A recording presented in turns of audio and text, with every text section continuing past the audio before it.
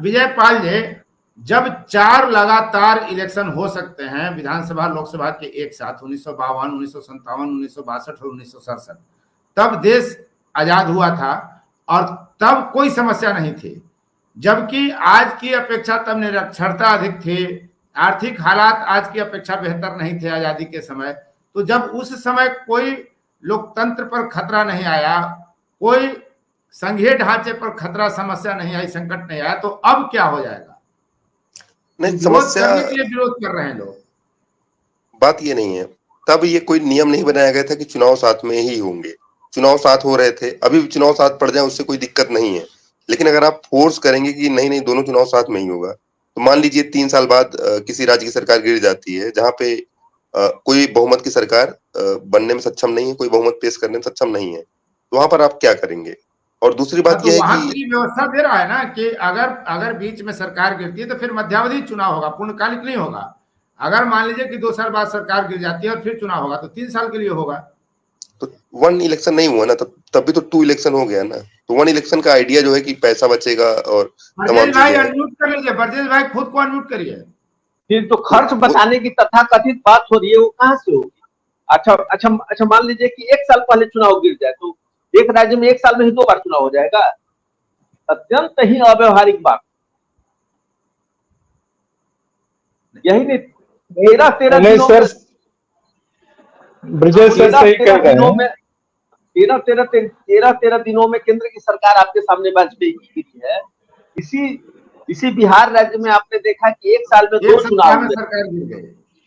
हाँ, तब नहीं सर, ये जो 2 आर्ग्यूमेंट जो सर अभी बोले कि पैसा बचेगा और जो तमाम समय बचेगा, आप देख रहे हैं कि लोकसभा चुनाव जिस समय ईवीएम नहीं था और जिस समय जो संसाधन चुनाव आयोग के पास कम थे, उनके पास पुलिस फोर्स कम थे, उस समय वो और जो चुनाव कराती थी 3, 4, 5 दिनों में होती थी। अब जो है 1.5 महीने तक चलता है चुनाव। तो अगर पूरे देश का चुनाव करेंगे तो साल भर तो ये चुनाव करवाएंगे। इनकी दोष है ना, ये राजनीति का नहीं उपेंद्र जी, ये राजनीति का नहीं है, ये उसके पीछे नहीं साधन, इसके पीछे जो उनकी मंशा है। देखिए, ये जो ईवीएम का जो मैनिपुलेशन होता है उसके लिए टाइम चाहिए होता है, इसलिए ये बड़ा बड़ा गैप देते हैं। और उस परिस्थिति में बिहार के संदर्भ में आपको कहना चाहता हूं, आखिरी चुनाव हुआ था 1 जून को और चुनाव के काउंटिंग हुए लोकसभा 2024 को 4 जून को। उस 8 सीटों में 6 सीट विपक्ष के पास आया और बाकी जगह का जो चुनावी स्थिति देख लीजिए। तो ये मैनिपुलेशन है, आंकड़ों को अपने हिसाब से प्रस्तुत करना हुआ। नहीं मैं बिहार के संदर्भ में कर रहा हूं, चूंकि आपका चैनल बिहार के लोगों को एड्रेस कर रहा है और हम बिहार के लोगों को संबोधित भी कर रहे हैं और समझा भी रहे हैं कि 2 मेन आर्ग्यूमेंट जो है वो है कि पैसा और समय का बचना, दोनों ये प्रभावशाली ढंग से ये संभव नहीं है, ना वो कर पाएंगे। और सबसे बड़ी बात है कि जो वो आप कह रहे हैं कि 3 महीने में फिर होगा, तो वो पूरी की पूरी बात वही खत्म हो जाती है कि हम पैसा बचा रहे हैं, समय बचा रहे हैं। यानी कि सर ने सही कहा, ब्रजेश सर ने, कि 1 साल अगर बचा हुआ है या 1 महीना बचा है तो 1 महीना के लिए फिर से या 6 महीने के लिए फिर से चुनाव होंगे और उसके बाद फिर दोबारा एक तरह से पूरे देश में होगा। इस पूरे कहीं भी संविधान में नहीं लिखा हुआ है कि पूरे देश का चुनाव एक साथ होना चाहिए। ये लोग बराबर संविधान के सभी प्रावधानों पर हमला कर रहे हैं। संविधान के सभी तरह के जो इनके पास जो प्रावधान है, संविधान संशोधन का, बदलाव का, तो संविधान संशोधन की जरूरत क्या है इस समय? आप तो संवैधानिक संस्थाओं को खत्म कर दिए हैं। सेबी का क्या हाल है, आरबीआई सीबीआई के बारे में सुप्रीम कोर्ट क्या कर रही है, ईडी क्या कर रही है? नीट का इतना बड़ा घोटाला देश में हुआ है, क्या इस ईडी और सीबीआई किसी को पकड़ी है? पूरे देश के युवा वर्ग जो है और छात्र जो है उनके साथ ठगी हुई है और ये ठगों की सरकार ऐसे ही चल रही है और कोई कार्रवाई नहीं हुई है। आप कर दीजिए सर, एक चैनल में कुछ कर दीजिए, पता चलेगा कि ईडी और सीबीआई पहुंच गए।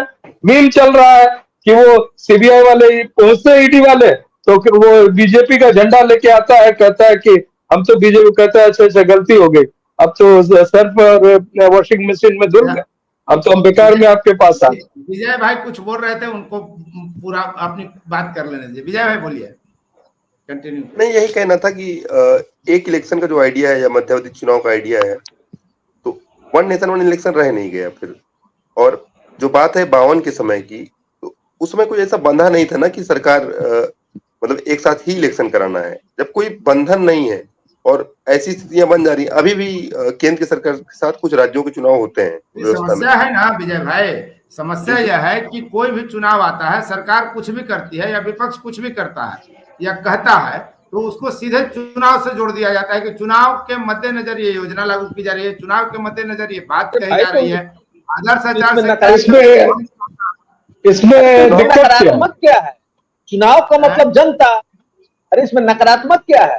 तो व्यर्थ का जो बहस होता है टीवी चैनल पर, उसके संदर्भ में आपका इसमें नकारात्मक क्या है? चुनाव को ही देख के तो सब काम होता है। चुनाव में ही सरकारों को जाना है, इसलिए सरकारें दबाव में रहती हैं। नहीं तो सरकारें तो मनमानी पर उतर जाए, सरकार तो मनमानी पर उतर जाए।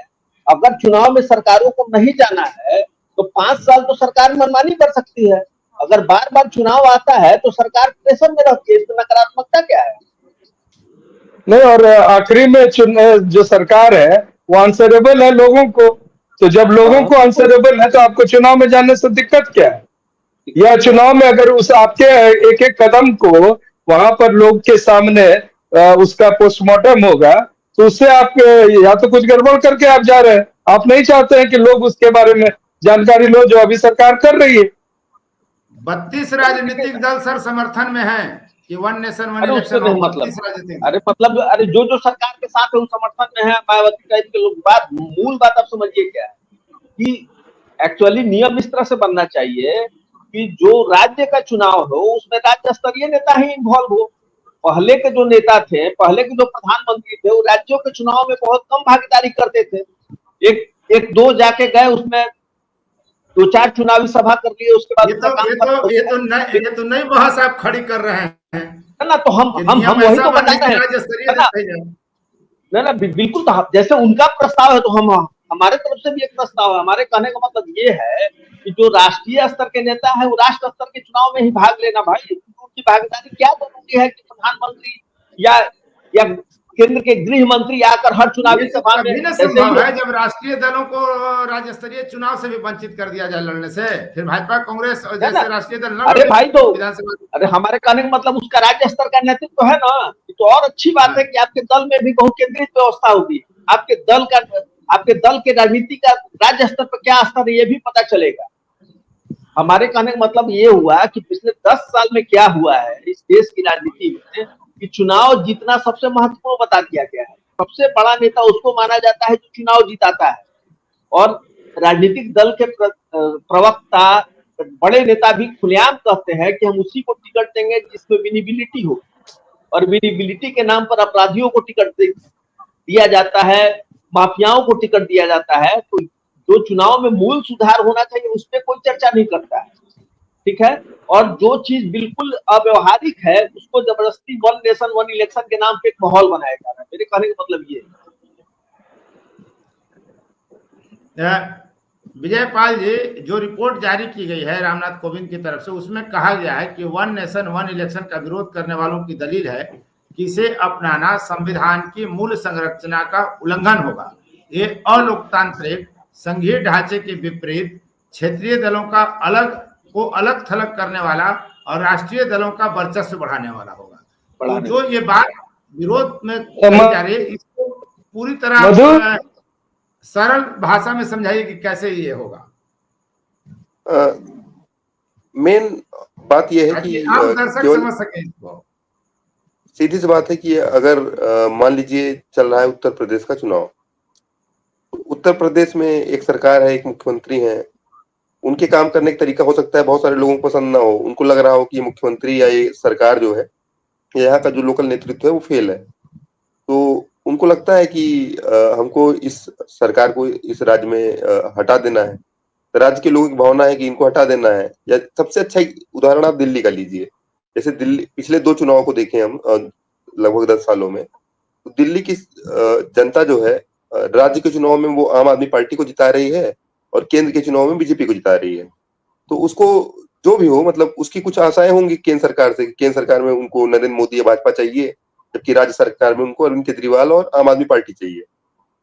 तो हर बार राज्य के समय वो अरविंद केजरीवाल को चुनते हैं और केंद्र के समय बीजेपी को चुनते हैं। तो कल को अगर दोनों चुनाव एक साथ होगा तो उस समय ये कंफ्यूजन दूर करने के लिए, मान लीजिए दिल्ली तो फिर भी थोड़ा ज्यादा साक्षर और ज्यादा टेक्निकली हाईफाई लोग हैं, लेकिन दूसरे राज्यों में जहां पर अभी भी मतलब साक्षरता उतनी नहीं है और टेक्निकली लोग थोड़ा उतना ट्रेंड नहीं है, तो वहां पर जब चुनाव होगा तो एक ही सिंबल पे वोट करके आएंगे। तो राज्य में कौन चाहिए या केंद्र में कौन चाहिए, ये चॉइस का फैसला कैसे होगा? और कुछ राष्ट्रीय मुद्दे होते हैं, जैसे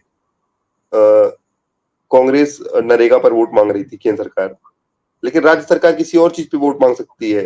कांग्रेस की केंद्र सरकार ने बोला कि लड़की हूं, लड़ सकती हूँ, 40% सीटें जो हैं वो महिलाओं को देंगे। लेकिन जब केंद्र का चुनाव हुआ तो उसमें ऐसा कुछ दिखाई नहीं दिया कि लड़कियों को 40% सीट देना है। तो उनके भी एक ही पार्टी के राज्य के चुनाव में और केंद्र के चुनाव में मुद्दे अलग हो सकते हैं। तो जनता उस हिसाब से चुनती है, तो जनता को चुनने का मौका मिलना चाहिए। तो इसलिए मतलब जो मूलभूत आइडिया है कि चुनाव एक ही हो जाएंगे, उसमें समस्या ये है। लेकिन इसके परे भी बात यह है कि चुनाव जब हम कर दे रहे हैं कि एक साथ ही होना है, मतलब अगर टेक्निकली ऐसा हो रहा है कि हमारा चुनाव सिंक्रोनाइज हो जा रहा है तो उसमें भी कोई दिक्कत नहीं है। तो लेकिन अगर हम जब नियमतः ऐसा कर देंगे नहीं एक साथ ही होना है, तब समस्या है। बहुत सारे आंतरिक मतभेद भी रहते हैं कई बार। जैसे मान लीजिए नगर पालिका का चुनाव हो रहा है, थर्ड वार्ड में एक मेंबर लड़ रहा है, कई बार मान लीजिए कुछ निर्दलीय मेंबर हैं जो एक दूसरे के खिलाफ लड़ रहे हैं, लेकिन एक ही पार्टी को सपोर्ट करते हैं। तो वो राज्य के चुनाव में अगर दोनों चुनाव एक साथ होना है तो कैसे कोऑपरेट करेंगे? तो पार्टियों के लिए, क्षेत्रीय पार्टियों के लिए तो अपने आप में ये दिक्कत है कि जब केंद्र का चुनाव होगा तो लोग ध्यान देंगे प्रधानमंत्री बनाने का चुनाव है, प्रधानमंत्री इनको बनाना है, उनको नहीं बनाना है।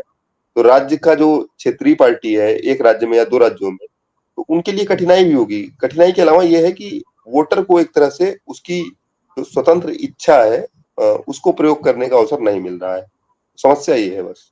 जी ब्रजेश भाई, हम लोग देखिए, चुनाव जी अनम्यूट कर लीजिए, सूरज सर अनम्यूट कर लीजिए। विजय जी बिल्कुल सही कह रहे हैं। जैसे कि दिल्ली का चुनाव हुआ अभी लोकसभा का, तो आप और कांग्रेस मिलकर लड़ी और अब विधानसभा में दोनों अलग अलग लड़ेगी। अगर दोनों चुनाव एक साथ होता तो क्या ये संभव था? नहीं संभव था, बहुत हौचपच की स्थिति हो जाती। ये तो सैद्धांतिक रूप से भी सही नहीं है ना कि आप केंद्र में विरोध करिए। नहीं तो ना सैद्धांतिक रूप से बिल्कुल सही है। ये क्योंकि संघीय व्यवस्था है, संघीय व्यवस्था में केंद्र में कैसी सरकार होगी, इसमें जो क्षेत्रीय पार्टी है उसकी नीति दूसरी हो सकती है, लेकिन जब राज्य में सरकार की बात होगी तो उसकी नीति दूसरी हो सकती है। आप मूल समस्या ये है कि जो संघीय, जैसे कि राहुल गांधी जब संघीय व्यवस्था की बात करते हैं तो भाजपा के नेता कहते हैं कि देश विरोधी बात करते हैं, जबकि संविधान ही का पहला अनुच्छेद कह रहा है कि भारत राज्यों का संघ है। भारत में जो राष्ट्र का खौफ पैदा किया जाता है या राष्ट्र के नाम पर जो बात बढ़ाई जाती है, वो एक जो साहित्य में होता है राष्ट्रवाद, और ये जो वीर रस की कविता टाइप बात की जाती है कि एक राष्ट्र और फलाना चीज होना चाहिए, तो उस तरह की बात संघीय व्यवस्था में नहीं चलती है। हमारे संविधान निर्माताओं ने संघीय व्यवस्था इसलिए ही कायम की कि भारत की एकता और अखंडता को कायम रखना है तो आपको संघीय व्यवस्था को कायम रखना है। अगर आप सोवियत संघ में, क्या हुआ, सोवियत संघ क्यों टूट गया? क्योंकि वहां जो रूसीकरण की प्रवृत्ति थी, जो सोवियत संघ में रूस था, वो सारे सिस्टम पर हावी होना चाहता था और उसी प्रवृत्ति में सारे देश अलग हो गए। तो संघीय व्यवस्था में क्या है कि हर देश, हर समाज को, हर संस्कृति को उसके हिसाब से आप अपना काम करने दीजिए, उसमें बहुत ज्यादा ओपिए मत, नहीं तो आपके साथ बहुत देश एकजुट नहीं रह पाएगा। संघीय व्यवस्था ही इस देश की एकता और अखंडता की गारंटी है। जी सूरज सर, अंतिम जी अभी जो चुनाव आयोग चुनाव कराती है, तो झारखंड जैसे छोटे राज्य में या वेस्ट बंगाल में इनको 5 चरण में चुनाव कराना है। 5 चरण में जब आप कर रहे हैं तो 1 नेशन 1 इलेक्शन कहा हुआ, वहां तो खुद ही 5 फेज में, और एक फेज के बीच में जो गैप है वो गैप कम से कम 4-5 दिन का रहता है। तंत्र को एक तरह से ध्वस्त करने की प्रक्रिया है और इसका पुरजोर विरोध होना चाहिए। हम तो कम से कम इस विरोध में जरूर शामिल हों।